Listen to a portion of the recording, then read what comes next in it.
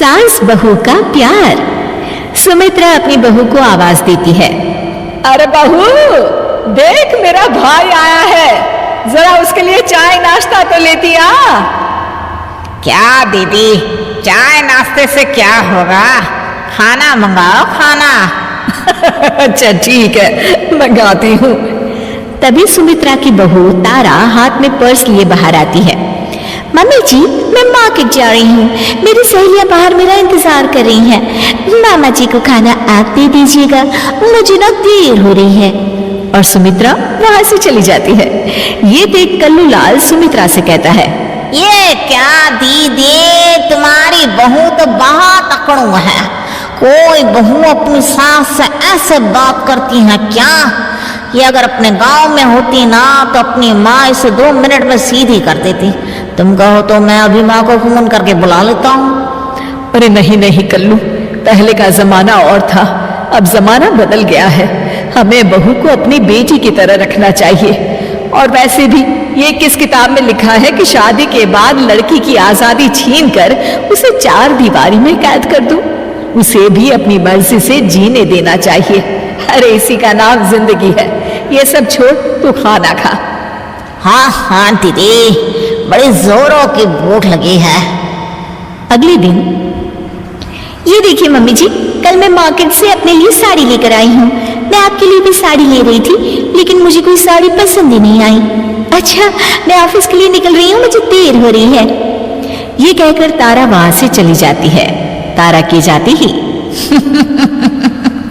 अरे दीदी, तुम्हारी बहू तो दिन दहाड़े तुमसे झूठ भी बोलती है। सिर्फ अपने लिए साड़ी लेकर आई है। क्या बाजार की दूसरी सभी दुकानें बंद हो गई थी? देखो तो कैसा बहाना करके चली गई। राम कसम दीदी, देख लेना, ऐसी बहुएं ज्यादा दिन अपनी सास से निभा नहीं पाती। ये तो तुम्हें घर से निकाल कर रहेगी दीदी। अरे तू कुछ ज्यादा ही चिंता कर रहा है मेरी। ऐसी कोई बात नहीं है, मेरी बहू मेरा बहुत ख्याल रखती है। सुमित्रा अपने कमरे में चली जाती है। अरे 2 दिन हो गए इस घर में, लेकिन कुछ मजा नहीं आ रहा। मेरी दीदी तो अपनी बहू से बिल्कुल नहीं लड़ती, लेकिन मैं भी हार नहीं मानूंगा। उसी शाम तारा डाइनिंग टेबल पर सबके लिए खाना रख के किचन में रोटियां लेने चली जाती है। अब इस खाने का जरा स्वाद बढ़ाया जाए। कल्लू लाल खाने में कुछ कंकड़ मिला देता है। अब इस खाने को खा के मेरी दीदी अपनी बहू की अच्छी खबर लेगी और मुझे आज सास बहू के झगड़े का लाइव एपिसोड देखने को मिलेगा। थोड़ी देर के बाद घर के सभी लोग खाना खाने लगते हैं। ओह, मेरे खाने में कंकड़ आ गया। अरे बहू, आज तुमने कैसा खाना बनाया है? पता नहीं पापा जी, मैंने तो रोज की तरह ही खाना बनाया है। पता नहीं आज क्या हो गया। अरे कोई बात नहीं बहू, अब तू जानबूझकर ऐसा खाना तो बनाएगी नहीं। मैं तो कहती हूँ इसी बहाने आज बाहर से खाना मंगवा लेते हैं। बहू, क्या कहते हैं उसे जो घर खाना पहुंचाते हैं? जुर्माटो? जुर्माटो नहीं मम्मी जी, जोमेटो। मैं अभी खाना ऑर्डर कर देती हूँ। अपनी दाल गलती ना देख कल्लू लाल का चेहरा लटक जाता है।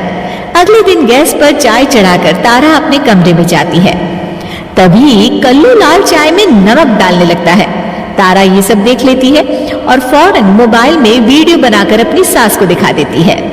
अरे ये कल्लू तो अभी तक नहीं सुधरा।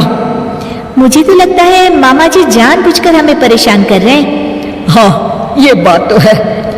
मैं देख रही हूँ जब से ये कल्लू आया है, हमेशा हम दोनों के बीच आग लगाने की कोशिश करते रहता है। इसे इस घर से भागना ही पड़ेगा, लेकिन जबरदस्ती भी तो निकाल नहीं सकते।